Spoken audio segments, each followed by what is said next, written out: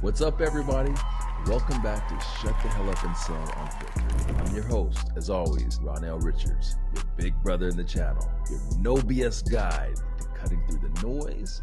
So quick favor before we jump in. If this show brings value, please share it with just one person. So if you can share it with one person in the channel who needs a little more truth, a little less corporate cosplay, I'd appreciate it. We're currently available on every platform. So we're on YouTube, Apple, Spotify, everywhere that you want to listen or watch, we're there. So just make sure you hit that subscribe button, drop a review, because that always helps us as well in spreading our message. So I'd really appreciate that. All right, so now let's get into today's guest. All right, this is somebody who's made a major impact and contribution to the modern channel. Not just where we are, but where we're going.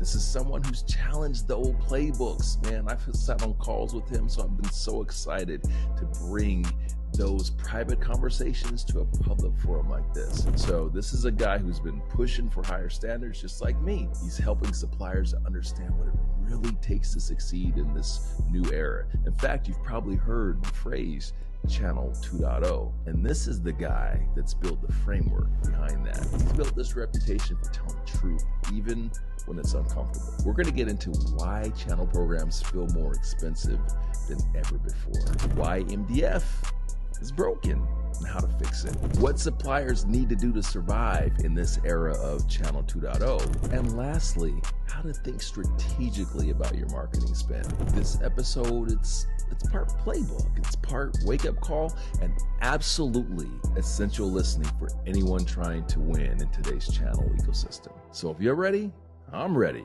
Let's get into it. Please welcome the creator of the Channel 2.0 framework and the founder of Channel Advisors, Mr. Kameron Olsen. Y'all ready? Let's go. Here to show up and show out. Here to show up and show out. Here to show up and show out. Here to show up and show out. Yeah. Here to show Welcome to Shut the Hell Up and Sell Unfiltered, the podcast that's not afraid to tackle the uncomfortable truths and bad habits that keep you from reaching your potential.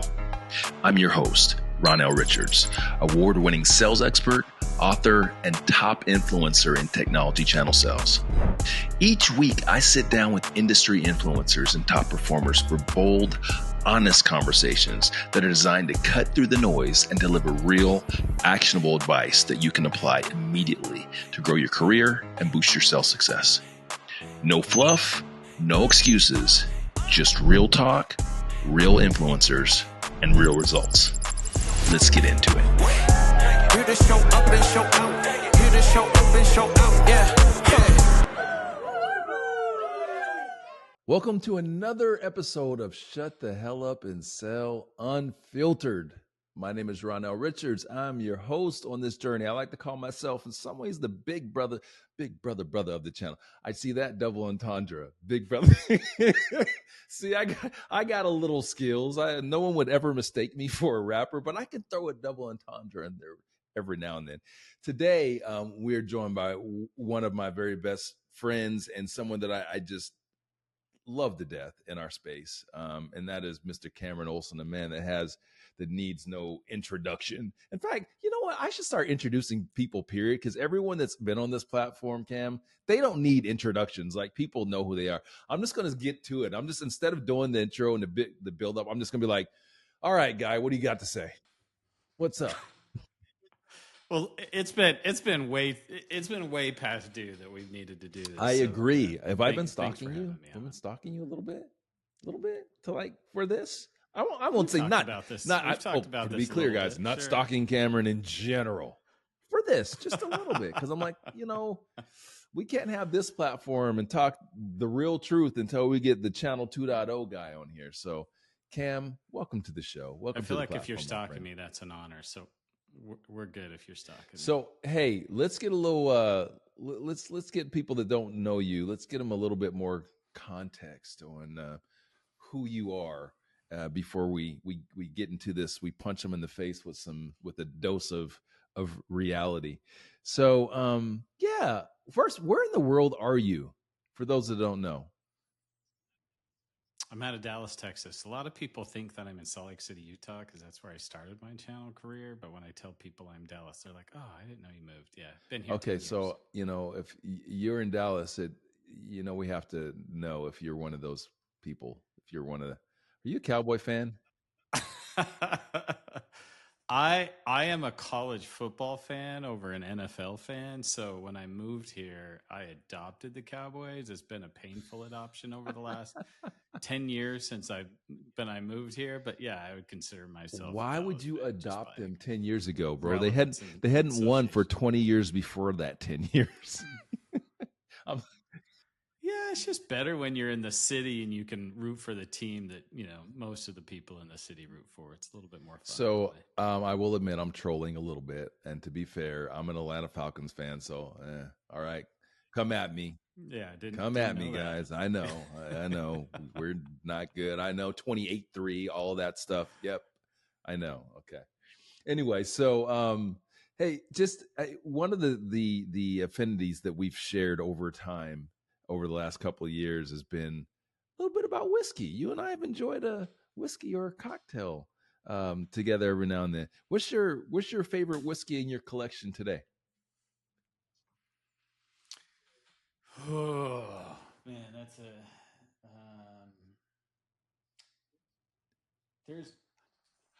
I have a Blood Oath Pack 6 that I really like, and what's another one that I like? My favorite go-to is Angel Envy. I'll put an Angel Envy on a daily drinker, but you can't go wrong with that, man. I mean, I have a number of them over there that I pick up from time to time, but I have a whole case of drinks or of bottles, but I'm more of a social drinker. Unless somebody's going to come join me and drink one with me, they remain pretty. Yeah, it's kind of the same thing for those that are paying attention to the whiskey over my shoulder here. Yeah, those bottles have not changed in some time, and the volume in them has not changed very much either. My real favorite is probably Hancock, though. That one's probably one. Why? What do you like about it? It's just got a really easy drink. It's kind of like a Blanton's. It's from the Buffalo Trace family, but it's got a unique flavor that I haven't tasted anywhere else. A little bit sweeter, smoother, not so harsh on the end. So yeah, nice. So you know what I like about the Angel's Envy.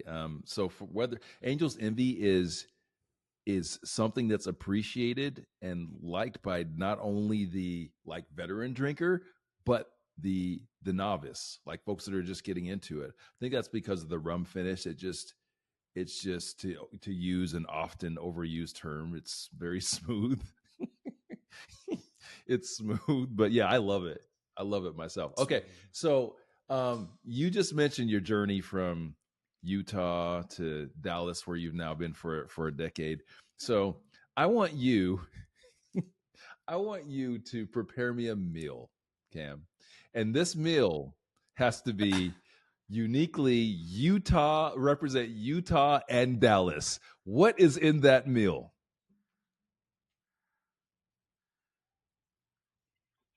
Funeral what the potatoes. hell is that?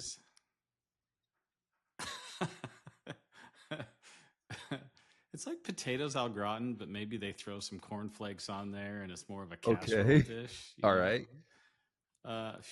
Funeral potatoes. And then look, Jell-O. I mean, Utah's known for its Jell-O and the weird ass stuff that what they flavor? put in Jell-O. So yeah, you got to go with Jell-O. Probably green. The lime. Put some carrots and some Cool Whip or Miracle Whip on top. I mean, they do some weird stuff. That's you, Cam. You are from there. I have never made that. Here in Dallas, I mean, you got Jell-O shots, and then you got probably some.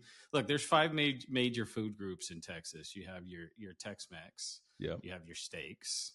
You have your tacos. You have your fried chicken, and then you have, which one am I missing? Maybe 4. We'll go with 4. Those are the major food groups here. All right. So in your Utah, Texas / Dallas meal, we've got funeral potatoes, which I have never heard of that shit in my whole life. We've got Jello with carrots in it, which just, yes, I'm familiar. Never had it because it looks and sounds disgusting. And what is our protein? Oh, you're probably some sort of carne asada. Ah, Or, no brisket? yeah, some sort of steak. Brisket. Yeah, you're definitely doing some brisket. Yeah, maybe some sausage and fried chicken. Okay, you just gave me, I said what protein, Cam? You gave me protein. like 4 protein. Oh, we only get This one? is a This is meal. Texas, man. Like everything's That bigger I have in heard Texas. that. Okay. So yeah, look, if you go to like Heart Aid or you go to some of those, barbecue joints, you can get like 5 different proteins as you go through. Speaking of barbecue joints, okay. What Blacks? Is it Lewis Black? Is it what Terry Blacks? Oh my God. Barbecue heaven. Listen, I went to Terry Blacks in Austin, and then the last time I was in Dallas, I was made aware that there is a Terry Blacks there. Let me tell you, ladies and gentlemen, if you have not been there, oh, you're missing out on something. It's like it's grown up like Toys R Us, bro. Like you walk in there and you look to the right, and there's like 8 like massive smokers in there, and like their setup is just so like it's beautiful. It's a beautiful thing. That's all I can say. And the meat, fantastic. Are you a fan of Terry Blacks? Yeah, love Terry Blacks. I would say my favorite's probably Cooper's. Cooper's does a unique thing where they take your whatever meat and you can get it dipped, and they just dip it in this like vinegar bath, whatever, and then it's just Okay, Cooper's is probably my favorite. They do have one. They do have one in Austin, so you can get one in Austin, and they have some here in Fort Worth. Okay, Cooper's is on the list. All right, one more question for you. Yeah. I'm a sports guy, and everyone knows that we love the Buck. We're part of the Buckeye Nation here, OHIO all day. And you guys, I already mentioned I'm a Falcon fan. I know, like I said, come at me. It's all good. We're long suffering, but it'll be our day sometime. All right. So are you football, basketball? What's your thing? You only get those two because those are the only sports that exist in my world. I was just going to tell you, I feel like I've watched more pickleball lately than anything. So that Who's doesn't your favorite count. pickleball player? Can't watch pickleball. Oh, that's the right answer. Because if you tell me you have a favorite pickleball player, I'm going to go, what the hell? What are you doing with your life, Cam? Annalie Waters. What? Anna Bright. I mean, you spectate like that, huh? Also, yeah. I've been to a couple of the pro events here in Dallas. I kind of feel like, and then I play 2 or 3 times a week. So I kind of feel like, right or wrong, Cam, kind of feel like I could go pro in pickleball. I'm just saying. I mean, listen, I played. Challenge accepted, bro. I have played 4 times. And I kind of feel like, give me a month of like training, kind of feel like I could probably go pro. I'm just saying. That's why pickleball is so popular, because everybody can come in and play it and think they're pretty good until they can play. Oh my God, but you should see me though. You will, because I can whack the hell out of that ball. Let me tell you something. So here's what brought me to that conclusion, Cam, is a couple of years ago, and this is when I first said, oh, you know what? Shit, I'm going to play this. I was watching one of the channels, and I don't know, ESPN or something, and they did a little profile on the women's doubles champions, right? Like the world champion women's double team. And it was this woman who was like 45 and her like 19-year-old daughter. And I'm like, shit, that's the champs? Oh, I definitely can do this. And then I started watching people at the gym, because I go to Lifetime, right? And so I'm watching people on the pickleball court, and I'm like, I'm like looking down, because where the workout floor is looks down on the pickleball. So I'm up there looking at the big windows, and I'm looking down those people, and I'm just hating. I'm like, that guy, that's not even a damn athlete. No, I'll crush them. I will crush them. So that's what's built up this bravado. And And I will say, not to toot my own horn, Cam, but I have played 4 times, and each time I've played, I looked pretty damn good. And then I pulled my calf, and then I hadn't been back. But I've done both of mine. I've tore or pulled both of my calves playing pickleball, so I'm there right there with you. Every year, last year at Channel Partners, we got together a big group and had like a pickleball thing. So I'll make sure. I think I will come. And then I think I'll be there. You So, do you have like a pickleball rating or something? Is there like a ranking or something like golf handicaps? Do they have that? I haven't done any duper things. Yeah. No. So you haven't done it, or they? I'm a very rec league player. I'm a rec league player, but there are duper scores. A what score? A who? DUPR, duper. It's a scoring rating system. You're not into that? You don't want to like go play on the pro circuit and make tens of dollars? I haven't competed enough. Yeah, I'm not I'm a lover, not a fighter. So when you get me into competitive situations in sports, I just am there to laugh and have fun. And okay, so don't invite me, because I promise you, if I'm losing, I'm breaking the goddamn paddle. I'm gonna throw the biggest fit you ever saw, Cam. I'm not that guy. I'll definitely want to play you, because that'd be a good laugh. Okay, I'm not that guy, but I will tell you that I am a front runner. So not being good at something makes me not want to do it. Like, I have to initially be like good. I'm not going to work my way into good. I got to step on and be good, and then I work to be great. So I kind of feel like pickleball, that could be a thing for me. We will see. I'll tell you before we do it at Channel Partners. In fact, guys, if you want to sponsor this, we can do a whole big old thing. We'll do a whole big old thing. Sponsor it. We'll get some sponsors in there, and we'll do the Channel Pickleball Challenge. And yeah, I will train for it. But if I train for it, I'm coming for blood, people. No, I don't play. I do not play.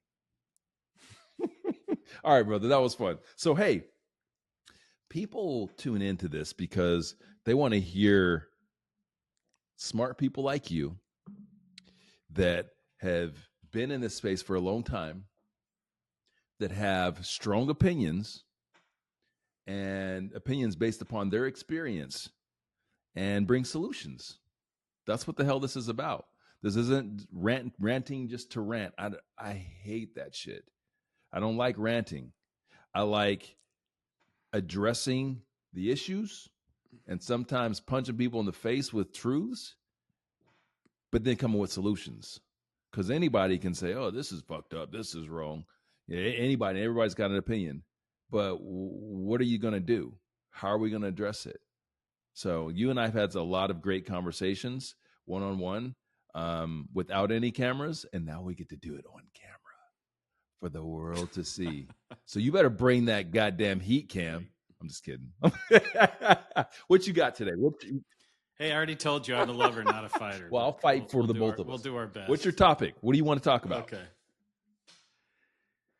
I think one of the biggest topics right now that everybody is talking about is how expensive the channel is, how expensive it is to build a channel program. I hear it.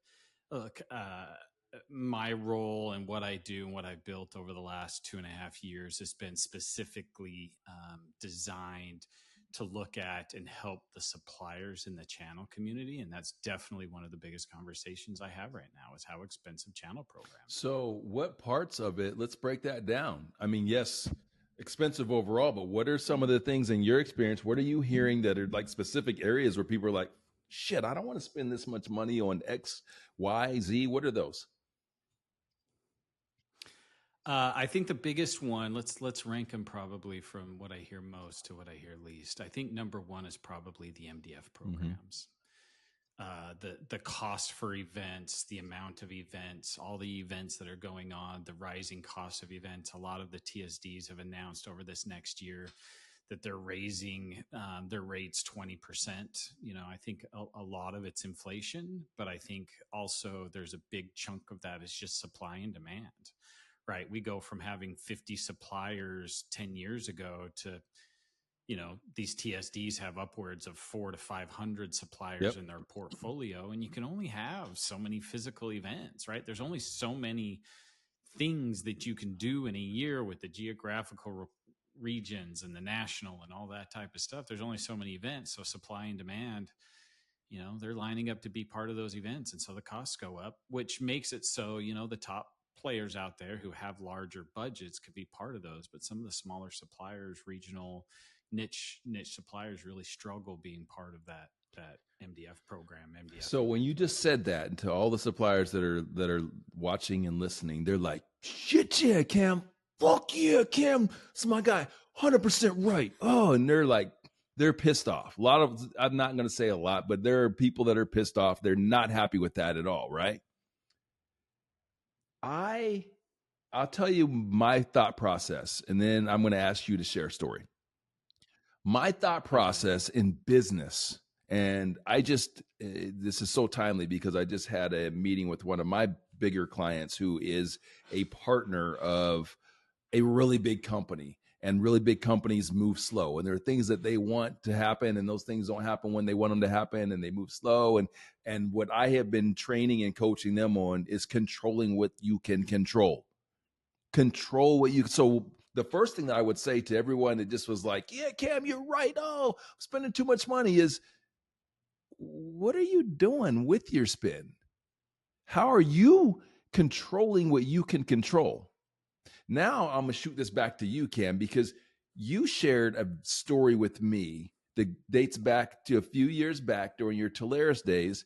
And you can keep this as vague as you want to, but I want to make sure that they get the message in this story and how you dealt with a challenge from the supplier community in regard to the spend versus ROI.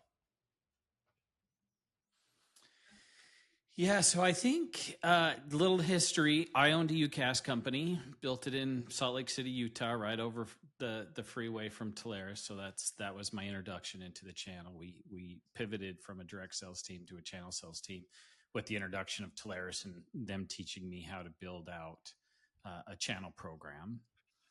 So I did that for 10 years, and then I joined Talaris, and I was only there for, I don't know, maybe a couple months when they had their very first partner advisory council, which is actually going on right now. But during the partner advisory council, we were at a break, and I was sitting talking to a supplier manager at Talaris and myself, and then there was a channel chief at one of the bigger suppliers, and we were having conversations around the frustration of the return on MDF, right? And it was always weird to me as I was in Dallas seeing the same suppliers sponsor every event that we had in Dallas. I always thought to myself, like, they have to know all the partners here. Why are they continuing to spend money to be part of the ecosystem? So I was trying to figure out some of that type of stuff. And so, with this frustration, I just tried to back into where the frustration was coming from. So the very first question is all right, how much money do you spend? And usually the way people decide if their channel program or their MDF is working is how much did you spend in MDF and how much did you get back in contracts, right? So that's typical, the way people look at MDF return. But I wanted to know, really in the dirt where the fallout is. And I said, okay, with that MDF money, how many events did you sponsor? And it was a lot, almost every event they went to. And I said, okay, how many new partners did we bring to you and introduce you to at those events, right? Because those events consist of new partners coming in and existing partners who, are finding success in the channel. And he said, we don't track that. I said, okay, how many new partners sold something with you this year that have never sold with you before? And his answer was, we don't track that. And what I realized is there is no tracking of partners through a pipeline, like deals through a pipeline, to be able to even understand where our channel programs are going wrong. A TSD's job is to connect suppliers to partners, and then most of them kind of get out of the way and say, hey, you go build a relationship. And then the only other inflection point they're seeing, the TSDs are seeing, is when that contract comes in or when revenue comes in. So we make the introduction, we see the revenue coming in, but TSDs are very blind between the introduction to deal sold they don't control that process. And where I think the industry is at is we are so young, fairly immature. We don't have the practices and the statistics and the reporting to be able to see where our channel programs are falling short. I think that's such a great point. And thank you for sharing that insight, because listen, I'm not an apologist for what TSDs charge for marketing. I'm not in their business to understand the profit or what. I don't know none of that. Okay. I'm not going to speak to that.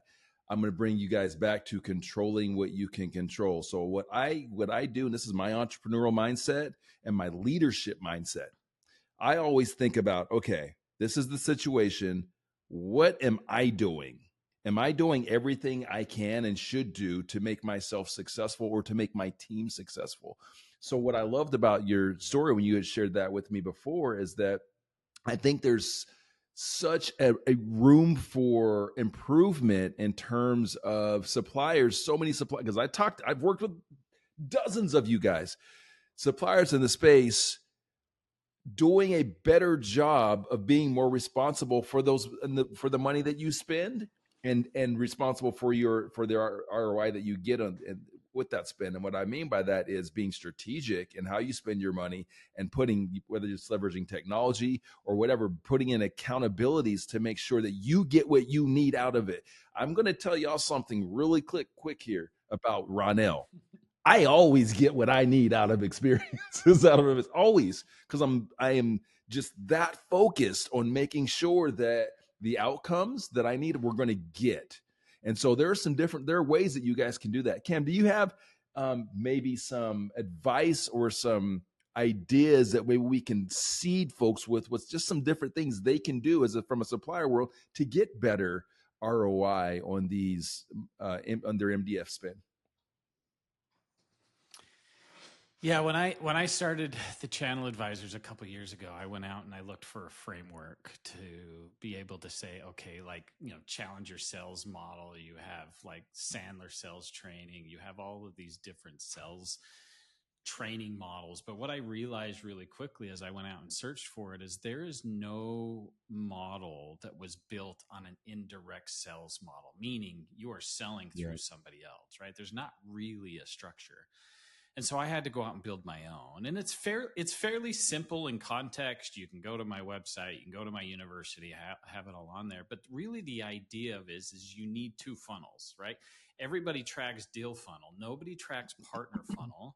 And if you track a couple inflection points, then it's fairly easy to see where your channel program's falling short, right? First inflection point is partners in your CRM when you identify them. Next one is when there's a conversation or a back and forth dialogue. Then you go to a discovery call. That's really, hey, where are you at today? Where do you want to be in the future? And then you present to them how you as a supplier are going to help them do that. And then when the first deal comes in. So think of sales stages, think of those as partner stages. And then you just track those in your CRMs. And then your goal is, as a sales leader, is to reduce conversion time and increase conversion rates.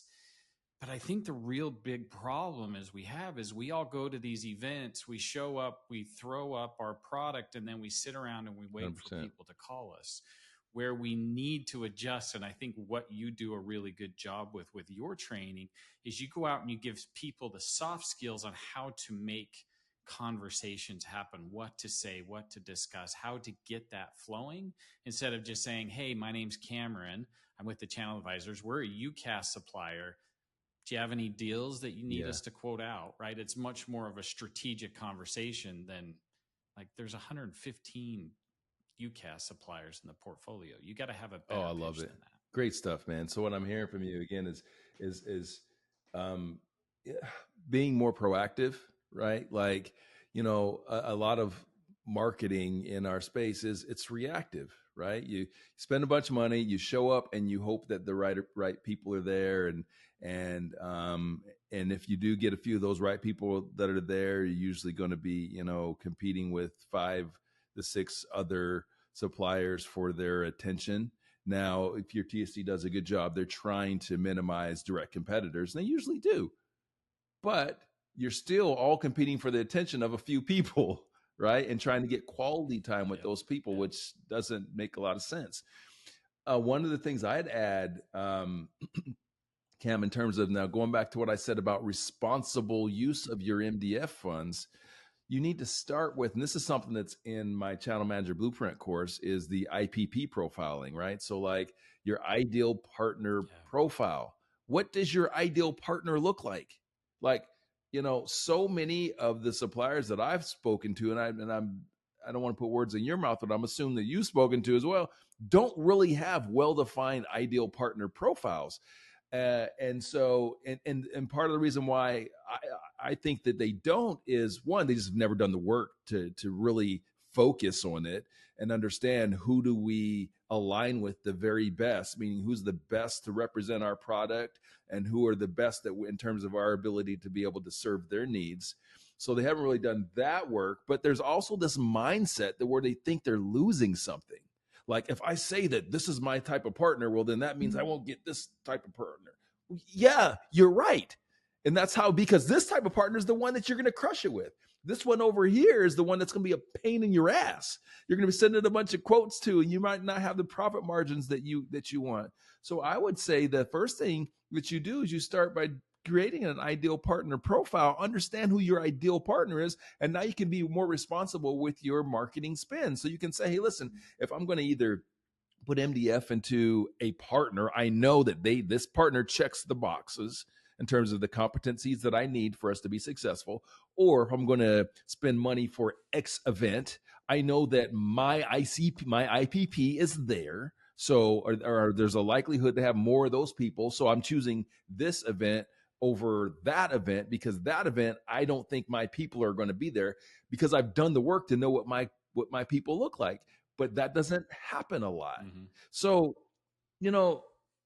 this is such a hot topic, and I appreciate you bringing it up, Cam, because like it is amazing on how many different people right now or groups are doing workshops around IPP. It's definitely a big conversation.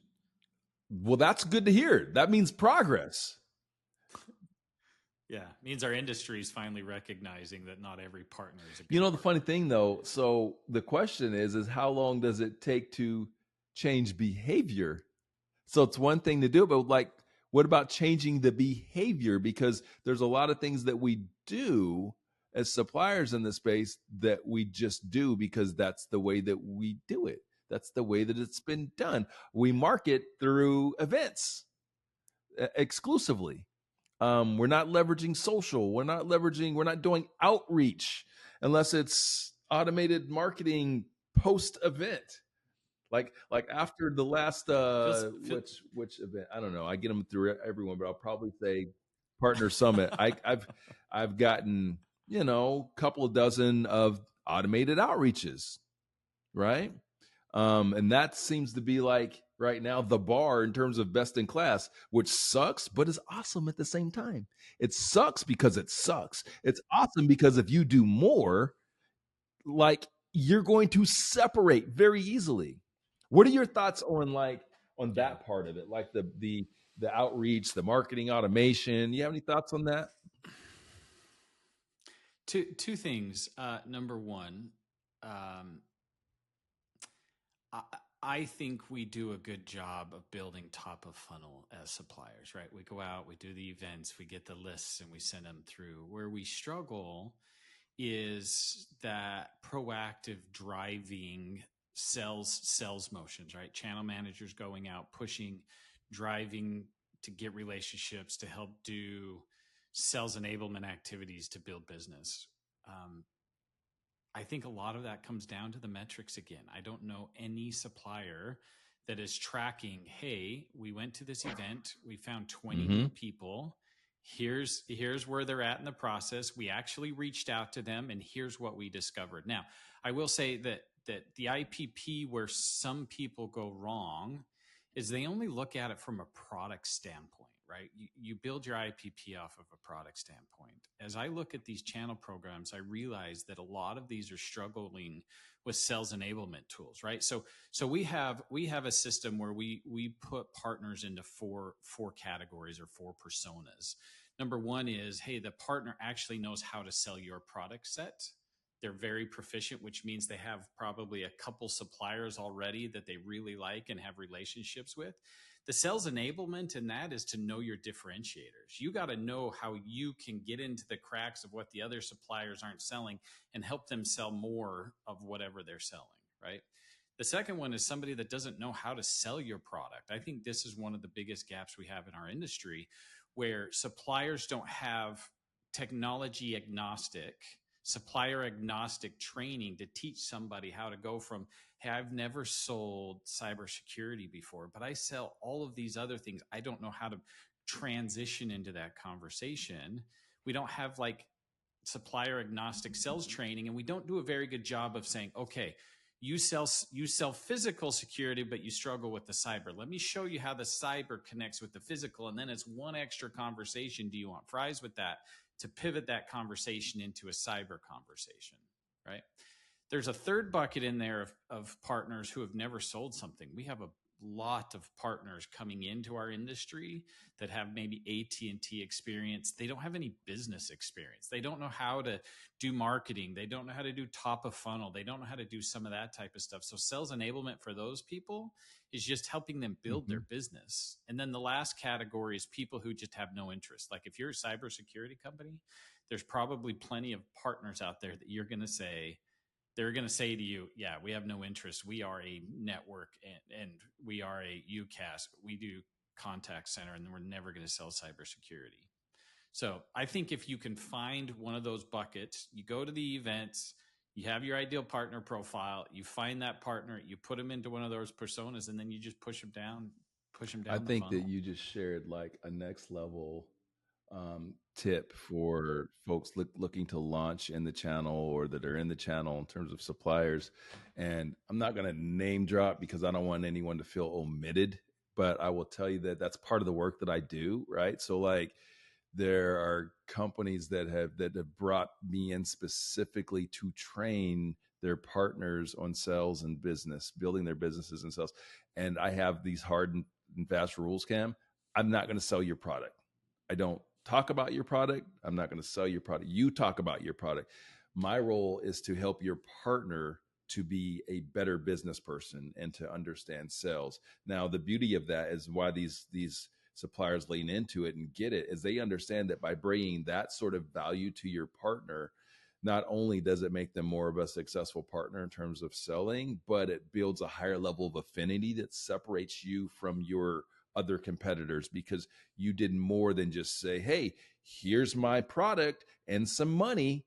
You invested in their business. So I would advise suppliers that are out there to start thinking like that. Get out of your products, get out of your services. Think about those big problems, those big ass problems that your ideal partner has, which by the way, ain't your shit. It's something else. And think about ways that where you can help them to solve for those and be of value to them. And that's how in this competitive ass, noisy ass world in space, that's how you separate, that's how you build affinity, and that's how you get loyalty in the partner community.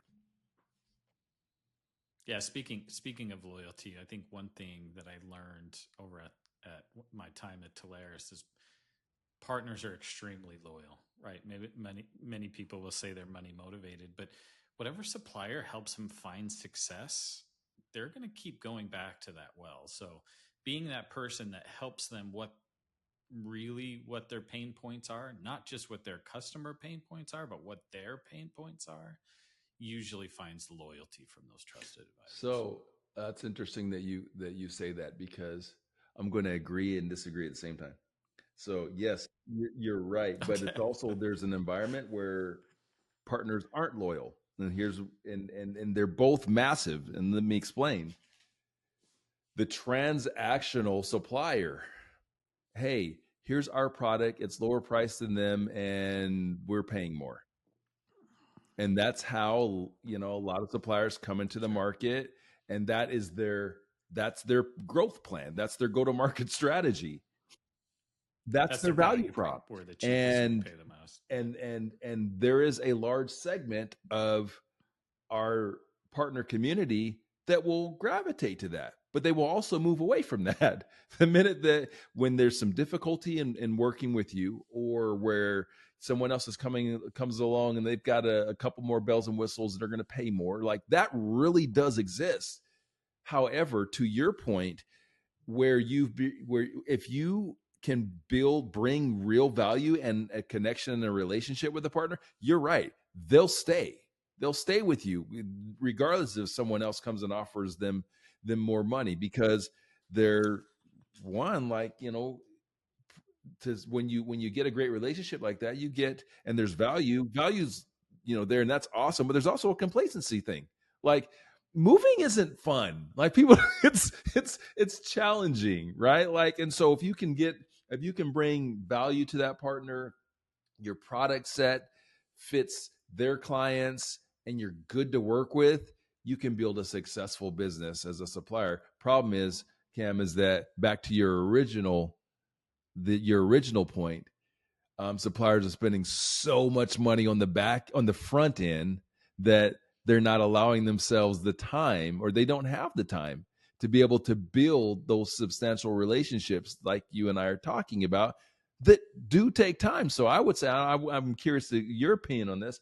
I would say, hey, in this new, as you've coined, Channel 2.0, in this new world, I would pull back on some of that initial spend, think more about quality over quantity, get more targeted, get more niche, be more responsible for that spend, and be ready to go for the long haul. Know that it's going to take 3, 4, 5 years. What are your thoughts? Yeah. I think we're learning, right? So I was part of the generation in the channel that came in selling UCAS, trying to out spiff the other competitors. And I think what we learned through that is experience. You look at all the technology out there, and UCAS and some of CCAS are the only ones that do the crazy spiffs, right? I think cloud and cybersecurity, we've all learned that, hey, when we get into that fight, we all lose, that the suppliers all lose. And really what we should be doing is focusing on driving value, because the spiffs, they matter, right? It's usually a secondary thing that I see most, I'll say most because not all, most partners look at is like, what's the spiff? Usually what they're trying to do is, hey, what's the best solution for my customer? And what's going to fix their problems? And then, hey, what's the spiff on it? If two are close, then they'll go off the spiff. But I think for the most part, we all recognize that that's not how we win at this game of is giving out the highest spiffs. Yeah, I think that there's still some confusion out there, right? And here's what I mean by that. So you're a sports fan. I mean, you follow pickleball players. I'm never letting you off the hook on that. Never. You know all the pro pickleball players. I'll own it. I have no pride, bro. But here's something that most audience of our audience would probably connect to and relate to, as a sports fan. Hey, wait! But before you get going, football is the answer. You never did answer it. Yes, football. Okay, got it. No, college or pro? Yeah. So it's a close. It's 1A and 1B, but I don't know which one. Hilarious. College or pro? Just so you know. Okay. College for sure. So I'm going to use a pro example. Okay. So as you guys know, I'm a fan of Atlanta Falcons, and you're in Dallas and you've adopted the Cowboys. So you're a fan of the Cowboys. And so as a fan of the Cowboys, you look at the moves that they make, like this last year, they traded Micah Parsons, and you're like, man, what are they doing? They're not trying to win out. This is what we do as fans. But oftentimes, as fans, we don't understand that the game they're playing is a total different game. The game that Jerry Jones is the most successful owner in definitely in football, but maybe professional sports, period. They're playing a different game than we're playing, right? And so they're looking at profit margins. They're looking at licensing rights. They're looking at all these other things. So you're saying to yourself right now, how does this relate to channel? I'm going to tell you how. So sometimes when these suppliers step into the space and they're looking at best practices, or they even hire people that worked at some of these other, like the UCAS providers and everything, they come in with the focus of trying to like buy market share, like what we're talking about right now. Big spiffs, big compensation. And they're using what these other guys are doing to make that determination. But what they don't understand is those other guys are playing a different game than you. These guys are like a lot of these companies that are trying to buy those market share and everything, they are playing an investor game or a publicly traded game where it's not so much about how much money they lose right now. It's about what they were able to tick up in terms of a percentage that they can report to their investors, or they can so they can get that that next round of investment or whatever it is. Like they're playing a different game. And so the point that I want to make in that is that today, if you aren't one of those guys, which 90% of y'all, 99% of y'all stepping into this business aren't one of those guys, that's not the route. It's not going to work. You're going to churn through. If you're a channel chief or you're a channel leader that's worked at one of these other companies and you've gotten a job at one of these new entrants and you're like, hey, we got to make a splash. I'm telling you right now, you're going to be out of a job in 12 months once you've run through a whole bunch of cash and the other side of the house is looking and saying, what's our ROI? It doesn't work. You can't do it. So again, keep in mind, they're playing a different game. If you want to be successful in this space and be around and keep channel chiefs, keep your job for longer than the average of 18 months of what it is right now, well, you got to have a solid philosophy and a solid plan that's built on how you can produce great outcomes for partners, how you can build great relationships, and you got to have yourself a runway and be more responsible with the money that you're given to spend. Soapbox off. Yeah, what's the phrase? Hope isn't a strategy. That's the the phrase? I think a lot of the times we do that. We spend a lot of money and hope that it comes back, but we don't really have a strategic plan going forward. What I find a lot of times is, I get into these programs and work with channel chiefs. They're so busy on the day-to-day. They're dealing with escalations. They're helping their employees, their channel managers. They're dealing with corporate. They're, got commission issues. They have so much stuff on their plate that they spend more time being reactive to what's in place, and that where I think a lot of companies find relief in what we do is we come and work on their business while they work in their business, right? We help them set up structures. We help them with best practices. We help them set up, the structure to where they can be strategic and be responsive with a strategic mind frame. I think you just brought up a point that's really important. So if you're negotiating a deal right now, you're going to launch a channel with someone, you got to think about all the responsibilities. And I would very highly recommend that you look at Cam, look at the work that he's doing, because while you can't afford Cam 100% of the time or any of his resources 100% of the time, you can absolutely afford them on a fractional level or percentage, so that you're making sure that you're getting those things addressed. And you have someone that's giving you direction and advice that's experienced, and not just bringing their experience, but bringing the experience of all the other clients that they've worked with to expedite your success and keep you focused on the things that matter most, which are those areas where you're going to be most impactful to the business. If you're mired in escalations and shit like that, bro, you're going to be another person that's out of a job in 12 to 18 months.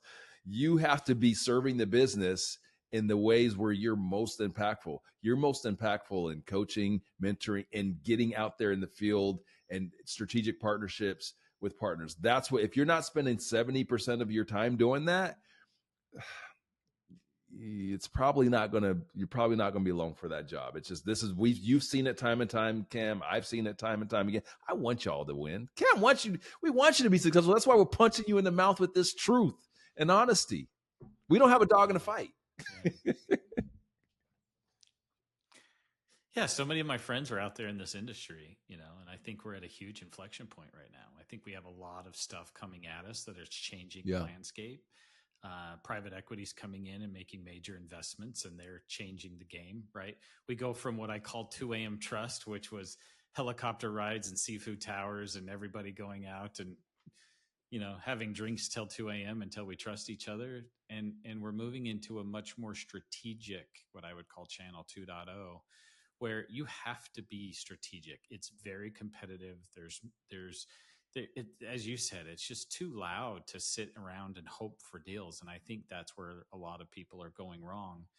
And we're not going to be able to get to where we need to go doing the same things that we did yesterday. The opportunity, as a takeaway from what Cam just said, the opportunity is massive. So while the competition is deep, all those things are true. The opportunity is massive because I see it, he sees it. People are largely doing the same thing. So most people are doing the same shit they've always done. So this strategic mindset that Cam's talking about, if you just check into that and operate with a base level of strategy and focus, you're going to crush it. Because again, so many others are not taking that sort of approach. They're just doing kind of what's always been done and what they're comfortable with. They're not getting out of those comfort zones. Cam, I could talk to you forever, man. This is always fun to chop it up with you. Thanks for bringing the MDF conversation, because that is something that can't be talked about enough, because everyone's talking about it, but not a lot of solutions are being talked about. I've seen plenty of rants on social media where people are complaining about it, but they're not really bringing solutions. And you brought the solutions today, my friend, and I salute you, my guy. Can I bring up one more expense pain point that I think a lot of people feel? I'm fucking with you. Please.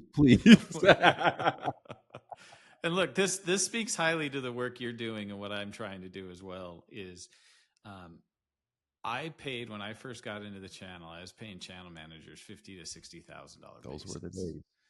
Channel managers now are, to be competitive and get top line channel managers, you're in the 120 to 140 base with an OTE of 2 to 225. And they got to sell a lot in order to be profitable. So one, go back to the statistics, the numbers, make sure that they're coming out day one doing what they're supposed to be doing.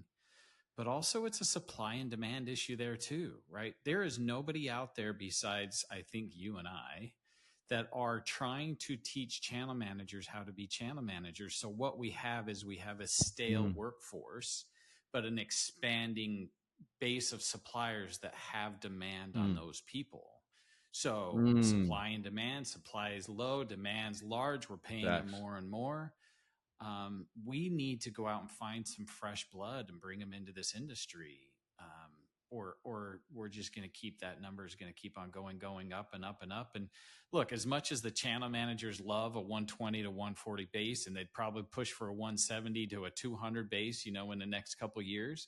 But the reality is they're a commission-based job. If you're not producing and you're not selling that number, you're going to get fired, and you're going to go from job to job to job to job, never able to hit those numbers, because they have to be so big to be profitable. So I think that's something that we all have to. Oh, that was so good.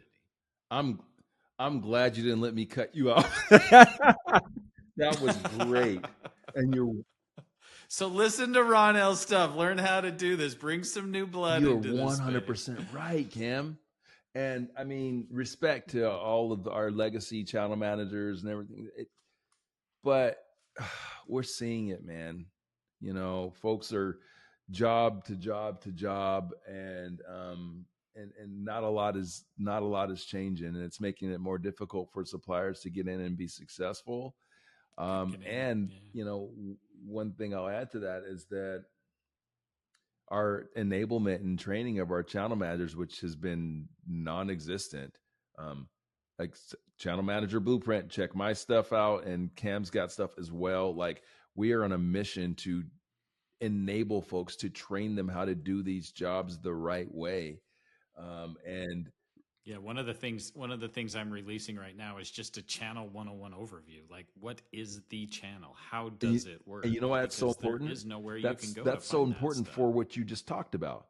Because so when you recruit, we understand this space is unique, and a lot of people have been using that as a way to like make money and to and I don't want this to sound ugly, but leverage themselves and manipulate a little bit by saying, hey, you don't get this space, so I do. Give me a bunch of money. I got relationships. I'll go go, bring those relationships to you.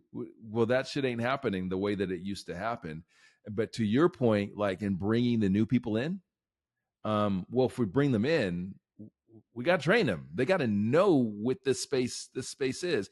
But I would say to the new suppliers and everything, or potential suppliers, it ain't as complicated as people will make you think when you're about to stroke them a big ass check. I'm just saying. So is that, Cam, when are you launching that? You just have to know how to play the game. The channel 101, when is that coming out? Yeah, it's putting the final touches on it. My guess is it's probably in the next 2 to 3 weeks will be released. Okay, so it's available now. How about that? So by the time you have this edited, it should be out. So it's available now. And Cam, tell me, just for those that don't know, I want them to know where they can go find your work, where they can tap into all this great information. Yeah, so I have an LMS. You can go to thechanneladvisors.com or thechannel.ai. Both get to my website. I have a lot of stuff on LinkedIn. You're more than welcome to go check that out, the Channel Advisors company page or my personal page. And then I have a lot of stuff that's just free. It's freebies, right? Like if you can take it and build it and do it yourself, go for it. If you want some help because you're so busy being reactive that you can't be proactive, holler at me and I can come help you do it at fractional of the cost of hiring a full-time channel. Love it. And additionally, you do a great job with your podcast where you get kind of beyond the business a bit and you talk about some of the more of the life aspects and with some different leaders. So tell folks where they can watch, listen, and all that good stuff. Yeah, you can go to Spotify and just channel 2.0 is my podcast. It's only on Spotify. I have a lot of people asking me for Apple, so I'll try to get it to that space. Or once again, all my podcasts are in my university as well. Cam, you're awesome. This was great. I very much appreciated you taking the time out of your day and your week to have this conversation with me. I know how busy of a guy you are, so it means a lot. And most importantly, I know that it brought value to those that are listening. Like you knocked it out the park. And I'd be remiss if, as we close, if I did not thank you all for the honor of just listening to us, giving us your time. That is such an honor. I've said it time and time again, and I will continue to say it because I understand how valuable of a resource time is. So if you spent an hour listening to us, it is our responsibility to make sure that we're bringing you something of value that's going to impact your life and give you some education, give you some motivation or some inspiration. And Cam, you did that today, my friend. So thank you so much. Thank you all. If y'all like this, make sure that you like, share, comment, all those good things, and make sure that your channel friends and peers know about the work that we're doing over here on Shut the Hell Up and Sell Unfiltered. Until next time, peace. Thanks for tuning in to Shut the Hell Up and Sell Unfiltered. If you found today's conversation valuable, make sure you subscribe, rate, and review the show. For more resources, including gap assessments, custom sales consulting, or online courses designed to take your sales game to the next level, visit me at ronnellrichards.com or head over to sayless.academy. Until next time, remember, stop talking, start listening, and shut the hell up and sell. Here to show up and show out. Here to show up and show out. Here to show up and show out. Yeah.